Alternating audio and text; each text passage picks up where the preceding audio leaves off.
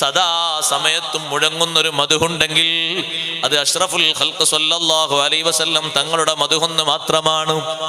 എന്താണ് ഈ ആയത്തിനെ മഹാന്മാര് വിവക്ഷിച്ചത്? ലാ ഉദ്കറു ഇല്ലാ വതുദ്കറു മഈ, എന്നെ പറയപ്പെടുന്ന എല്ലാ സാഹചര്യങ്ങളിലും തങ്ങളെയും പറയപ്പെടും നബിയേ. എവിടെയെല്ലാം അള്ളാഹുവിനെ പറയപ്പെടുന്നുണ്ടോ അവിടെയൊക്കെ മുത്ത് നബി സല്ലല്ലാഹു അലൈഹി വസല്ലം തങ്ങളെയും പറയപ്പെടണം. അല്ലാതെ ഒരു സംഗതി പൂർത്തിയാകില്ല. വെള്ളിയാഴ്ച ഖുത്ബ ഓതുന്ന ഖത്തീബ് ഹംദ് മാത്രം ചൊല്ലിയിട്ട് ഖുത്ബ നിർവഹിച്ചാൽ ഖുത്ബ സ്വഹീഹല്ല. ഹംദിന്റെ ശേഷം സ്വലാത്തും ചൊല്ലണം.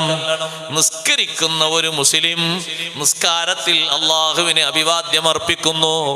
ആ അഭിവാദ്യം കഴിഞ്ഞ ഉടനെ ലോകത്തിന്റെ നേതാവിന് സലാം പറയുന്നു. ആ ഒരു സലാം പറയാതെ ഇവിടെ നിസ്കരിക്കാൻ ആർക്കും കഴിയില്ല. നിസ്കാരത്തിന് മുമ്പും മറ്റു സന്ദർഭങ്ങളും ബാങ്ക് വിളിക്കുമ്പോ അള്ളാഹുവിനെ സാക്ഷ്യപ്പെടുത്തുമ്പോ അഷ്ഹദു അല്ലാ ഇലാഹ ഇല്ലല്ലാഹ് എന്ന സാക്ഷ്യപ്പെടുത്തൽ കൊണ്ട് മാത്രം ബാങ്ക് പൂർത്തിയാകൂല. അഷ്ഹദു അന്ന മുഹമ്മദർ റസൂലുള്ളാഹ്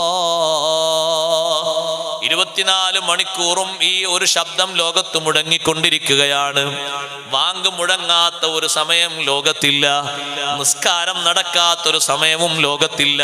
24 മണിക്കൂറും ഇടതടവില്ലാതെ ഭൂമിയിൽ നടത്തപ്പെടുന്ന കർമ്മമായ നിസ്കാരം.